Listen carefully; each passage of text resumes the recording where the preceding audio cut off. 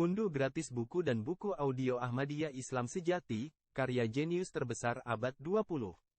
Satu buku PDF dan banyak audio MP3 berdurasi total belasan jam untuk kenyamanan Anda. Unduhan tak ternilai sepanjang masa. Gratis hanya dengan mengisi form. Ahmadiyah Islam Sejati karya Hazrat Mirza Bashiruddin Mahmud Ahmad radhiyallahu anhu, Khalifatul Masih II, adalah versi panjang dari sebuah makalah pendek yang juga ditulis oleh penulis, untuk dibacakan dalam konferensi agama-agama yang hidup dalam kekaisaran, yang diadakan pada 1924 di London, Inggris.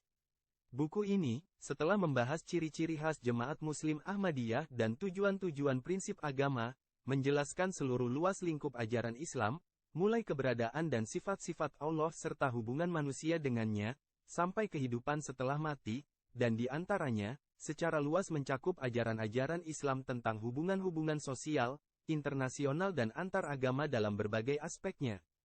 Buku ini merupakan suatu kajian menyeluruh tentang Islam dalam keindahan serta pengenalan terhadap jemaat Muslim Ahmadiyah. Ini sama relevannya hari ini seperti ketika ia pertama diterbitkan, dan merupakan sarana ampuh untuk melawan propaganda permusuhan terhadap Islam khususnya, dan tema-tema agama fundamental umumnya. Dalam buku ini, penulis secara mendalam menjelaskan masalah-masalah yang begitu penting, seperti konsepsi tentang Allah, hubungannya dengan manusia dan sarana pengungkapannya, serta kesadaran dan pencapaian persekutuan dengan Allah. Beliau membahas ajaran-ajaran Islam tentang akhlak dan menggambarkan sarana-sarana yang disediakan Islam untuk memperoleh akhlak-akhlak yang baik. Dalam aspek-aspek sosial, penulis menjelaskan ajaran-ajaran Islam tentang hubungan dalam berbagai bidang, keluarga, masyarakat, antara para mitra bisnis, antara pemerintah dan rakyat, antara bangsa-bangsa dan negara-negara, dan lain-lain. Beliau menjabarkan sudut pandang Islam mengenai sifat roh manusia dan tujuan penciptaannya.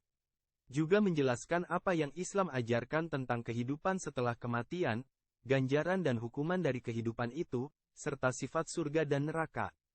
Fakta bahwa penulis dengan cermat dan luas mendukung pemaparannya tentang Islam dari ayat-ayat Al-Quran dan sabda-sabda Nabi Muhammad SAW menempatkan disertasi unik ini di antara karya-karya paling otentik tentang Islam. Sangat diharapkan bahwa buku ini akan menghapus keraguan banyak orang dan menggugah mereka dengan semangat baru terhadap penelaahan serius dan tak menyimpang terhadap ajaran-ajaran asli Islam yang diberikan kepada umat manusia bagi petunjuk dan keselamatan mereka lebih dari 1400 tahun lalu oleh Allah melalui Nabi Muhammad SAW. Juga, semoga ini akan menyegarkan dan menguatkan iman mukmin sejati. Daftar isi buku, Sejarah Ahmadiyah. Ciri-ciri khas Ahmadiyah. Apa seharusnya tujuan utama konferensi agama? Tujuan-tujuan utama agama. Tujuan pertama agama. 1. Konsepsi Islam tentang Allah. 2. Hubungan manusia dengan Allah. 3. Jalan manusia dapat mengungkapkan hubungannya dengan Allah. 4. Sarana manusia dapat mencapai Allah dan perwujudan praktis tujuan ini dalam kehidupan ini. Tujuan kedua agama. 1. Akhlak-akhlak. 2. Tahap-tahap berbeda dari sifat-sifat akhlak. 3. Mengapa sifat-sifat akhlak baik dan buruk disebut demikian? 4. Sarana memperoleh akhlak baik dan menghindari akhlak buruk. Tujuan ketiga agama. 1. Segi sosial Islam. 2. Hubungan keluarga. 3. Hubungan orang tua anak. 4. Hubungan tetangga dan masyarakat. 5. Kewajiban-kewajiban warga bangsa. 6. Pengentasan anak-anak yatim. 7. Hutang piutang. 8. Perdagangan. 9. Perkumpulan dan pertemuan. 10. Hubungan antara pemerintah dan rakyat, majikan dan buruh. 11. Kekuasaan dan kewajiban-kewajiban negara Islam. 12. Kewajiban-kewajiban rakyat. 13. Hubungan antara majikan dan buruh. 14. Hubungan antara kaum kaya dan kaum miskin, serta kekuasaan dan kewenangan pejabat. 15. Hubungan internasional. 16. Hubungan antara para penganut agama-agama berbeda. Tujuan keempat agama. 1. Kehidupan sesudah mati. 2. Sifat ganjaran dan hukuman dari kehidupan setelah kematian. 3. Di mana dan dalam bentuk apa hukuman dan ganjaran dari dunia berikutnya mewujudkan diri. 4.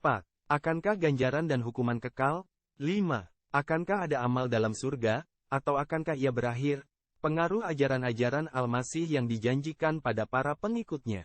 Tentang penulis, putera yang dijanjikan dari Al-Masih yang dijanjikan dan Mahdi alaihi salam, tanda nyata dari Allah subhanahu wa ta'ala, firman Allah yang kedatangannya dinubuatkan oleh Nabi Muhammad sallallahu alaihi wasallam dan Al-Masih yang dijanjikan alaihi salam, juga nabi-nabi terdahulu, sebuah bintang dalam cakrawala rohani, yang semisal itu dunia harus menunggu ratusan tahun untuk muncul, hamba Allah, yang dimahkotai dengan cahaya rohani yang memancarkan sinar yang begitu gemilang sehingga akan menanamkan kehidupan rohani ke dalam para pengikutnya, serta memikat orang-orang yang tidak beruntung untuk mengikutinya, seorang orator yang demikian menakjubkan sehingga pidato-pidatonya akan membuat pendengarnya tidak beranjak selama berjam-jam, entah dalam hujan atau cerah, jauh ke peraduan malam, sementara kata-kata mengalir dari lidahnya laksana madu yang menetes memasuki telinga mereka, mencapai kedalaman jiwa mereka, mengisinya dengan ilmu dan menyegarkan iman mereka.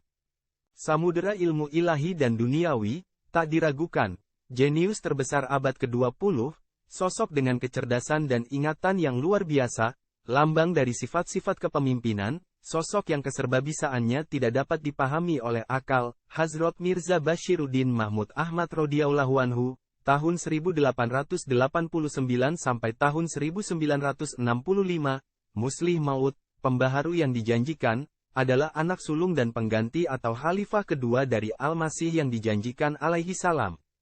Beliau memimpin jemaat Muslim Ahmadiyah di usia muda 24 tahun ketika jemaat masih dalam masa pertumbuhan, dan memeliharanya hingga dewasa selama 52 tahun dengan bimbingan rohani, doa, darah, air mata dan kerja kerasnya.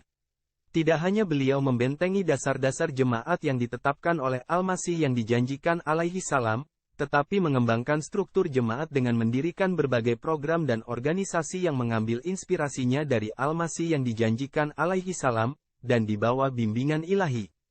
Perhatian utamanya, yang untuk itu beliau mencurahkan seluruh hidupnya, adalah untuk memenuhi misi Al-Masih yang dijanjikan alaihi salam, tugas berat menyebarkan pesan Islam sejati dalam kemurniannya ke pelosok-pelosok dunia. Untuk mencapai ini, beliau memrakarsai gerakan Tahrik Jadid, yang melaluinya, tersebar dan terus tersebar usaha dakwah jemaat ke seluruh dunia. Kecerdasannya, kecendikiawanannya yang mendalam dan luas, dan utamanya, ilmunya yang diberikan Allah, memungkinkan beliau menghasilkan sangat banyak tulisan dan pidato. Ketika Al-Masih yang dijanjikan alaihi salam secara khusyuk berdoa kepada Allah untuk memberinya suatu tanda untuk mendukung Islam, Allah memberinya kabar suka tentang putranya ini dan berfirman, dia akan sangat cerdas, dan akan dipenuhi ilmu duniawi dan rohani. Putera yang menyenangkan hati, berderajat tinggi, mulia, perwujudan dari yang pertama dan yang terakhir, dari yang benar dan yang tinggi, seolah-olah Allah telah turun dari langit. Lihatlah cahaya datang, kami akan tiupkan roh kami kepadanya. Wahyu tanggal 20 Februari tahun 1886.